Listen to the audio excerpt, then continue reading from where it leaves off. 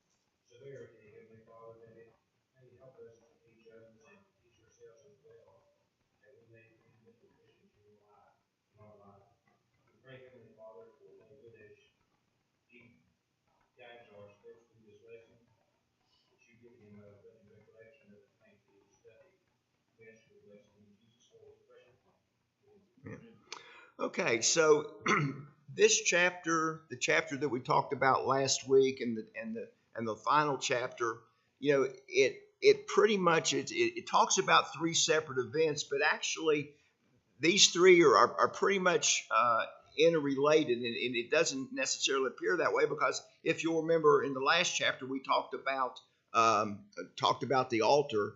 In this chapter we're going to kind of see a farewell address, and in the next chapter we're going to see another covenant ceremony. But if you look at this, it all focuses on a single matter, and that's the proper worship of God by the people of Israel. How they need to offer the worship, and what's going to happen if the worship is not done properly, and if they move away from God. So Joshua, he pretty much knew at this point that he was in the final days of his life. And before he passed on, he wanted to kind of address the whole nation, kind of give a farewell address, as it were. And, this is similar to what Moses did in Deuteronomy 31.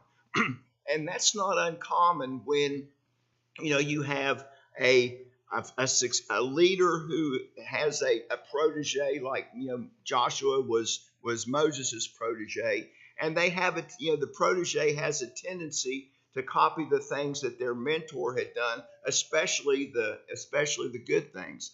And if you look at how Joshua led the children of Israel, you could see a lot of the things that Moses did in the way that Joshua led his people. And he wanted to pass on the wisdom that he had gleaned from being around Moses, plus the things that he had learned from from being the leader. And one of the things that, if you look at this, and we'll probably talk about this a little bit more later, but there was no heir apparent here for Joshua. So this was going to be a difficult time for the children of Israel, because they weren't going to have one single leader to look to. And there wasn't an heir apparent there. And in any organization where man is involved, if there's not some body that's kind of designated to take the place of a successful leader, sometimes the organization or the group kind of goes astray.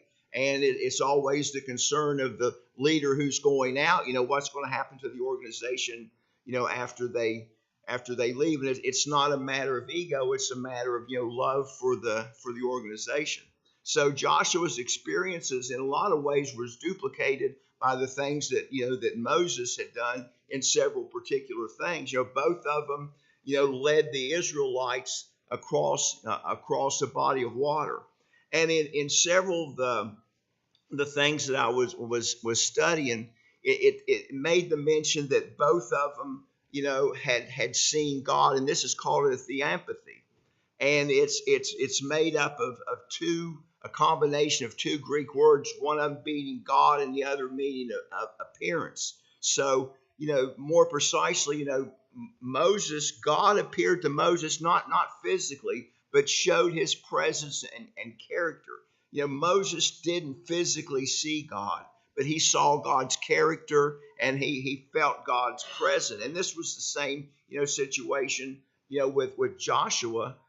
God led him, and he had an experience with God, and God was communicating with him directly. Of course, both of them, we know from experience and from reading, that they both had staffs that they used at critical times to lead their people. Both of them built altars to the Lord, and we see here that both of them are going to give a farewell address to the Israelites. And if we make a comparison between these addresses, the content is pretty similar, because the problems that Moses had to contend with were the same problems that Joshua was going to have to contend with, and it was the same problems that the children of Israel were going to have to contend with after it was over. So both of them were kind of parallel, and the contents were similar. But unlike Moses's narrative, in this particular one, there's no specific time or setting where this particular address took place. So it kind of goes back to the 13th chapter, verse 1. It talked about Joshua being old, so we know that. And we also know from chapter 21, verse 44, that God had given the children of Israel a rest from all the things that they had done, and all the warring and all of that. So we know it was basically at the end of Joshua's life. Now the setting marks Israel at the moment that they had pretty much attained the dream that had been set forth in Exodus. They were in the promised land. They had possession of it. Life was pretty good to them. They weren't in slavery. They pretty much had things going their way. But also it's kind of a transition in leadership that could lead to a crisis if it's not done yet. So the message at the same time is one of prosperity, but it is also one that talks about a crisis or trying to avoid the crisis. So let's look at verses 1 and 2 real quick and quickly review them. And it says, "And it happened after many days, after Jehovah had given rest to Israel from their enemies all around, Joshua became old, far along in days.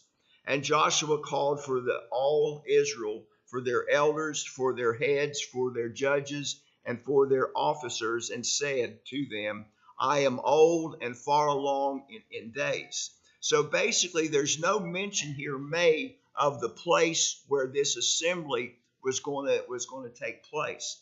Now it's kind of 50-50 between the scholars to where their theory or their opinion of where this took place. There's one group that holds that it took place at Temath-Ashera, which was Joshua's own city, and where he lived, and the part that he apportioned for himself when all the land was divided.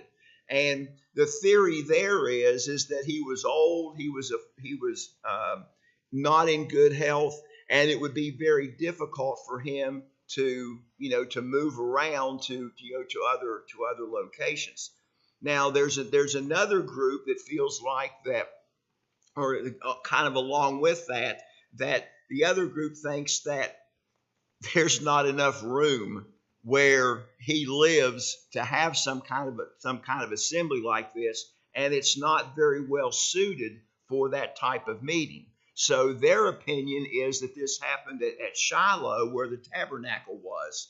Better set up for that type of situation, more room, just a better assembly area, because it was set up to have larger groups of people there, because that's basically where they came to worship. This group also seems to think that this happened at one of the feasts that Israel observed, and Joshua took the opportunity at this particular feast to deliver this message, because all of these important people were going to be there. So we only basically we know that Joshua was old. That's the time period. And we know that it was a time of rest for the children of Israel. So, the children of Israel had the time to feel the comforts and get their rest, get their possessions together in Canaan, and enjoy the advantages that they had in the land now. And it was a time for Joshua to lay out to them the danger of being corrupted and all of the things that they were experiencing. And one of the things was of particular concern, and we'll talk about a little bit more, is he was concerned about the interaction between the children of Israel and the Canaanites. And if you'll remember, we've talked about this, pretty much all the way along. Even though they defeated the Canaanites in all these different battles, they didn't completely annihilate and eliminate them. There were still remnants of the Canaanites in all these different areas, and the children of Israel were, still around them and still having some type of interaction. Not what God wanted, but that's kind of what the situation was at that point. So Joshua was getting together all of the influential people that were there in Israel, and he was going to give his message to these people. And if you think about it, it was impractical to gather the entire nation of Israel in one place at that particular time, for Joshua to make this address. So what he's doing here, he's taking the leaders, the most influential people, the elders, and the elders, of course, obviously later that type of person would end up being the Sanhedrin in later times, the heads of the tribes, the noblemen, the leaders, the judges, the officers or the magistrates, things along that line, the people whom had positions of power and authority and hopefully respect of the people. He was giving them the message, and he was hoping that that this message that he gave would be communicated to all of the children of Israel through all of these people. And they get the proper substance and get the message and take that message into their heart. And he wanted to make sure that they understood how important it was for them to serve God, to keep God close in all of their activities, and don't be influenced by the bad influences that the Canaanites were going to be on these people, that they needed to keep faithful to God and not stray off like they had done in the past and start worshiping false gods. So he was under the hope that these great men were good men, and that they, because of their influence, that they would make many other people good in for the example that they set. Tell them what he says here in these two chapters. Mm-hmm. Another little bit of scholarship on this. Apparently, this takes place. Most scholars believe about 25 years after they began the conquest. Mm-hmm. A lot of time has moved on. I mean, that makes perfect sense. Right. All right, let's look at verses 3 and 4. And you have seen all that Jehovah your God has done to all these nations because of you. For Jehovah your God is he who has fought for you. Behold, I have divided to you by lot these nations that are left to be an inheritance for your tribes, from the Jordan with all the nations that I have cut off, even to the great sea westward. So the whole promised land at this particular time had been portioned out to all the different tribes, and it had been divided up. But like we've talked about before, all of the promised land, just because it had been divided up, had not been conquered and taken by the children of Israel. There was still a lot of land there that was still, there for the taking and for expansion. And as a result of that, the ancient inhabitants had not been expelled, and they were still there.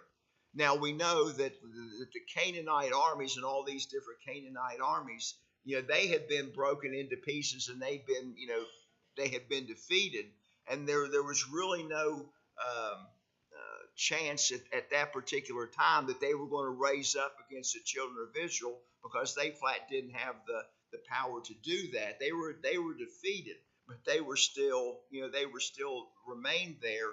And a lot of it was not because of their own bravery. It was because the children of Israel just didn't have the spine, or didn't have the gumption to expel them. I mean, it was there for the taking. All they had to do was do the job, and they just didn't.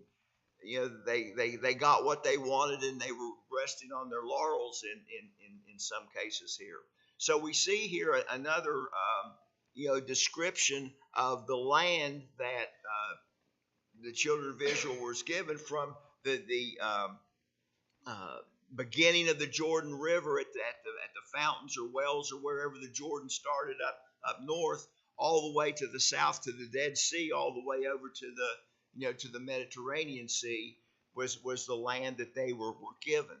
And it's kind of interesting that we're studying this now, because this is the same land that's in the news. This is what the Palestinians want to take from the Israelis. So we're talking about things here thousands of years in the past, but even today, the things that the things that happened back then are going on today for years and years and years.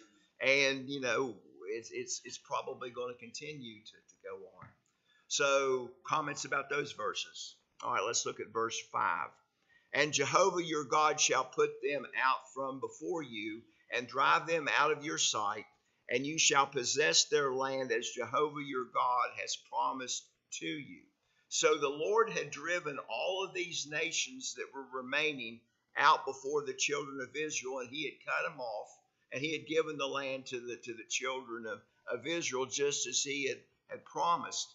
And we can read about this in Joshua the 13th chapter verse 6, but also this is a fulfillment of the things that were talked about in Exodus 23 and 23. It says, for my angel shall go before you and bring you into the Amorites, to the Hittites, to the Perizzites, and the Canaanites, and the Hivites, and the Jebusites, and I will cut them off. So this is a fulfillment of the things that God had prophesied and told Moses that was going to happen. And then when we were in the 13th chapter of Joshua, in verse 6, it says, all the inhabitants from the hills, from Lebanon to the burning waters, and all the Sidonians, I will expel them before the sons of Israel.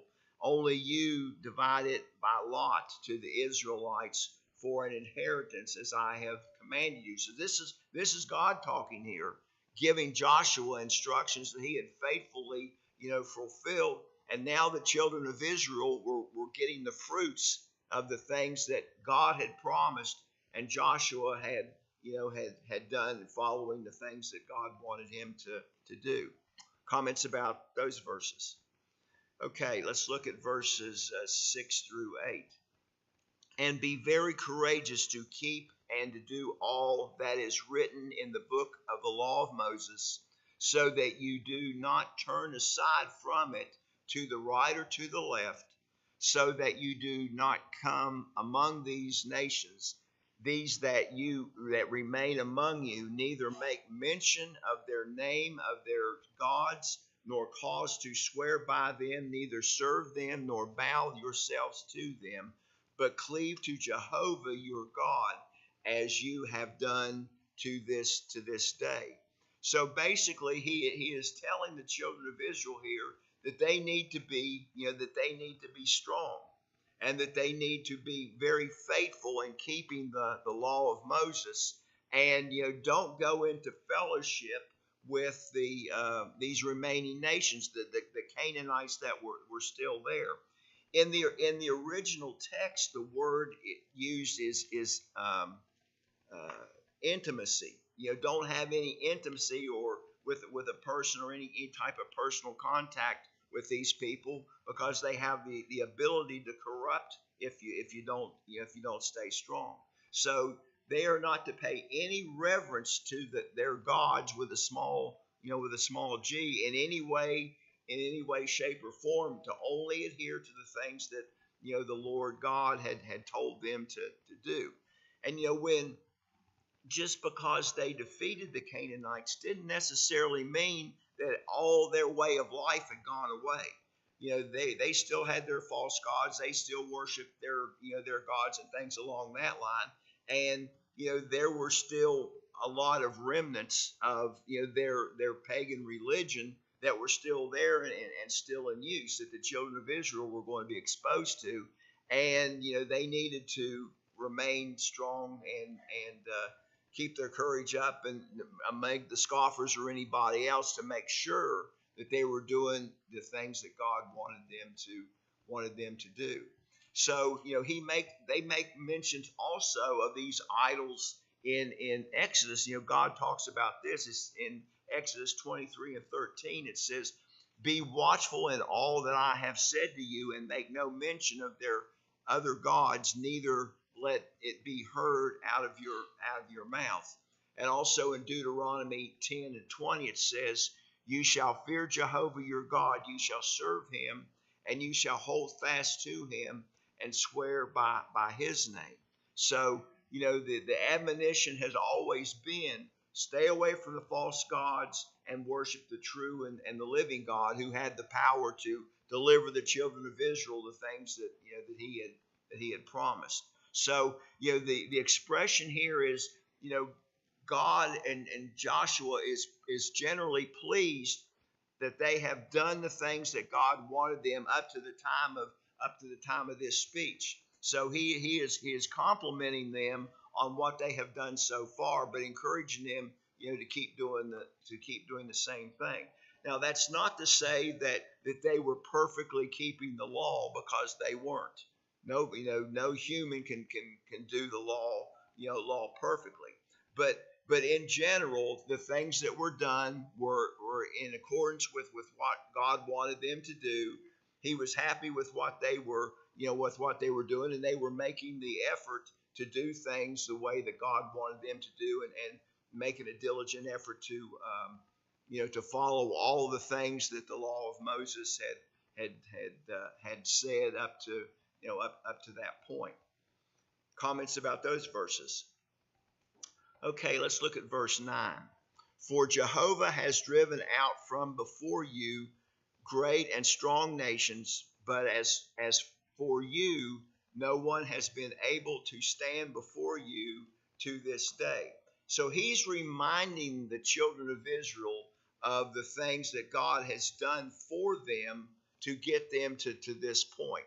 And we talked about this, all the battles that were fought. In every situation, they went up against a more powerful army. They were numerically, the armies that they went up against were numerically superior to them. A lot of them had fortified cities that they were fighting from, and they were very able soldiers. And some of them even giants. We've talked about that. So in every way, the children of Israel were outnumbered. They were outgunned.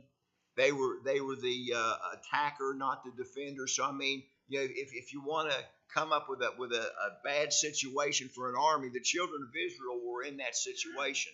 But because of the power of God, they were able to overcome these armies. They would draw them out into the field. They would defeat their chariots, and basically either kill all of them or run them completely off. That they would retreat, and the children of Israel would be left with all the spoils and the towns and the cities and all of that, because everybody was pretty much cut off from the fight.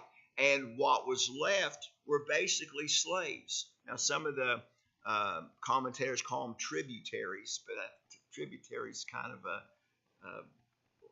body of water. But these people were slaves, and they were servants of the children of Israel. They were the ones who were, left out, that were defeated by the children of Israel, and they were going to be there to serve the children of Israel as slaves.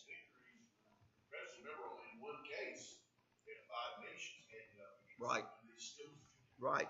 And this, it goes back to, this was prophesied and told.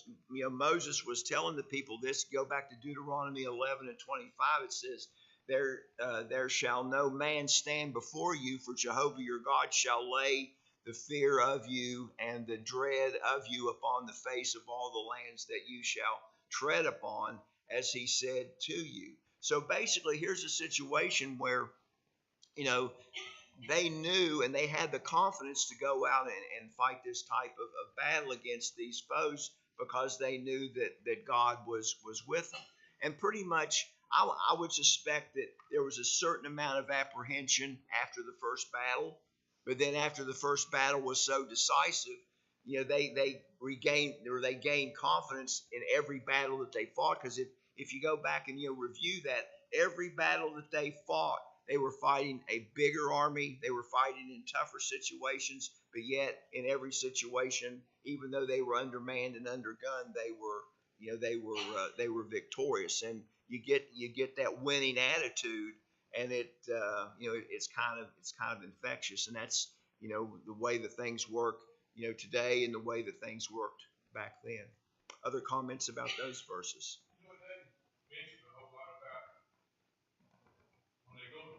Mm-hmm. About their people losing their lives. Right. And I wonder, they all had families, children. Right. So, and I wonder what kind of plan that they had for the Israelites to take care of these people. I thought a lot about that too, but that's really mentioned that any of them were really even killed. No, that. And if you think about it, the numbers that they keep talking about in the scriptures are consistent numbers. So, in the time frame that you've got there, how would they be able to replenish their numbers that quickly if they lost people? But yeah, I've thought about that a lot. To watch. The one time they lost people, they were just right. Big numbers of them. Right. Yeah, and I mean, and that would tell me that when they were doing the right thing, they weren't losing people. So here we are now. All right, let's go to verse 10. Can't see the clock back there either. Okay. Okay, 9:30. Okay. One man of you shall chase 1,000, for Jehovah your God is he who fights for you, and he has promised you. So the scholars are a little bit mixed on this verse based on the way that it's written in the original text. Some of them seem to think that not think it is. It's written in future tense, and it is put in there for the past. And that the sense is that one of them has chased 1,000 in their war with the Canaanites. So he is reviewing with them that, one person has chased 1,000. Now, There's another group that kind of observe that it refers to a time to come, what they should be able to do if they cleave to the Lord, and this was later fulfilled with Samson in Judges 15 and 15, and because there was a promise made in Leviticus 26 and 8. So if you look at the promise, go back to verse 20 or verse 7 in Leviticus 26. And you shall chase your enemies, and they shall fall before you by the sword. And 5 of you shall chase 100, and 100 of you shall put 10,000 to flight. And your enemies shall fall by the sword in front of you. And then in Judges 15 and 15 it says, and he found a new jawbone of an ass, and took forth his hand, and took it, and killed 1,000 men with it. So, is it the present or is it the future? I really don't know, but based on the what we've studied so far, it could be either way. And this is not literally one person and 1,000 when you're talking about an army like this, but it's a representation that one person is going to be able to conquer a whole lot more than that one person should be able to do. And we've talked about before that it was God's plan that the children of Israel expand and occupy all of the promised land and defeat all of the Canaanites. But that's not exactly what happened. So you can read that verse pretty much any way you want to. I think you could say it's kind of a hyperbolic statement. Right. In other words, when something sounds a little ridiculous but it's supposed to get us the truth, which means that God is fighting the battle. Right. Sure. There's a good New Testament equivalent to this.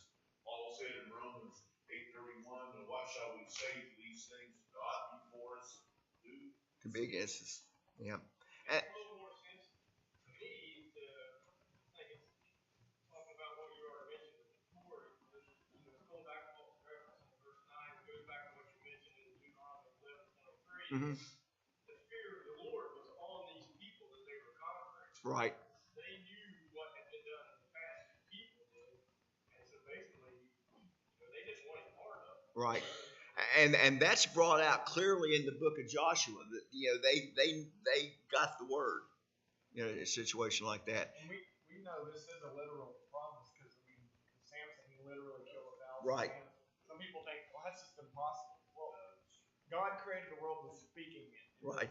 He can do. Right. He can do anything. Right.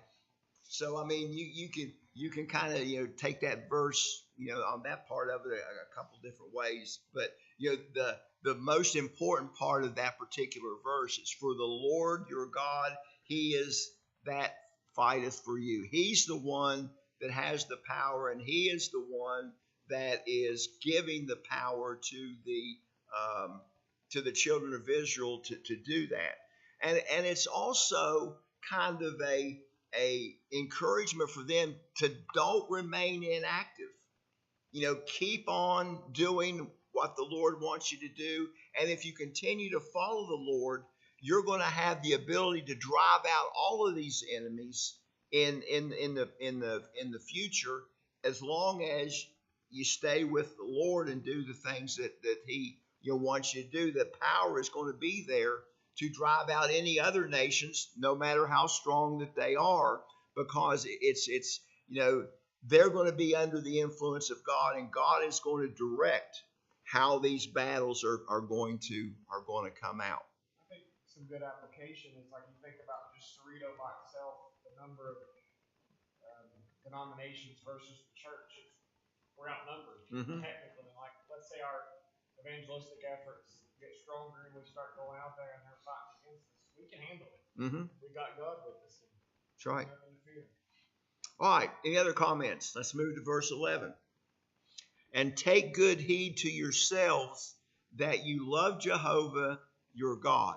So put in your heart, put in your soul, and the original Hebrew words, not only in the Hebrew but also in the Arabic from the original translations, it talks, the words that are used signifies the whole self, your physical being, your mental being, your soul. You're putting everything that you have into the work that needs to be done here.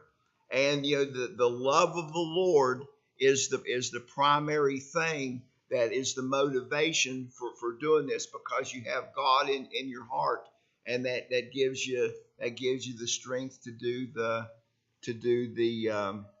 thing. So they need to be watchful. They need to be on their guard, and this is going to be necessary for them, because if they don't have this proper attitude and they don't have the love of God in their heart and the desire to do the things that God wants them to do, then they're going to get caught up in all of the things that the Canaanites are doing, and they're going to be drawn away from God, and they're going to be drawn into adultery.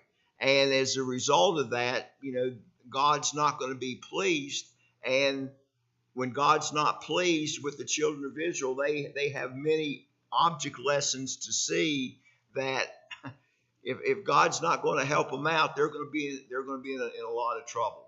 So God has to be the strong influence in the deal. And Joshua's telling these people how important it is to stay close to God. He's not going to be there to lead them. And in any organization that you run into, if you have a really strong leader that everybody really likes, they start depending on that leader. And when that leader is gone, they don't have anybody to depend on. And Joshua, I'm sure, was the object of love and affection from all the children of Israel, and he was very well respected and held in high honor. He wasn't going to be there anymore, and he's telling him, look, it's not me. I'm not the person that you need to follow. The person that you need to follow is God. He's the one that I get my power from, and he's the one that has the power, and he's the one who needs to be followed and put on the pedestal. It's not me. It's not Moses. It's God that needs to be the preeminent one. And if you're not looking at it that way, you're gonna find something else, and it's going to be the wrong thing. And these Canaanites, they're not going to give up on what they do, and you're going to have to be strong in that situation. That's really his only downfall. Joshua was really a good leader, a good man, but his downfall is he doesn't have a succession plan. Right. And that's a good example for us in the church today. As the elders, there needs to be a plan of success. Absolutely. And it's funny, we're talking about this last night. We had our fire department dinner, and we kind of had that discussion about where our fire department is because of the leaders of the past. And one of the things that if you look at the history of the fire department, every one of the chiefs had a successor in mind when they left as chief, and they took the time to groom that person to take over so that there wasn't any problems. And that's why we've been as successful as we've been over the years. And the guy who's the chief now, he's doing a fantastic job. And when I picked him out of the group, they couldn't believe it, because he was just a lieutenant. And that's the guy that I guess I made a good choice, because he's done a great job. But that is so important that you have a plan of succession, because you never know when something's going to happen. And a sudden change in leadership with the wrong leader can destroy an organization, and it can destroy the church. You could get it's why it's so important that when we pick elders, that we do it in the right manner, and we take our time and make sure we get the right people in there. And that's happened at this congregation, and that's why we're successful in the things that we do. So obviously the clock on the wall says it's time to quit. So we'll stop there and come back next week and maybe have another adventure. It's a good place to quit. Yeah, it really is.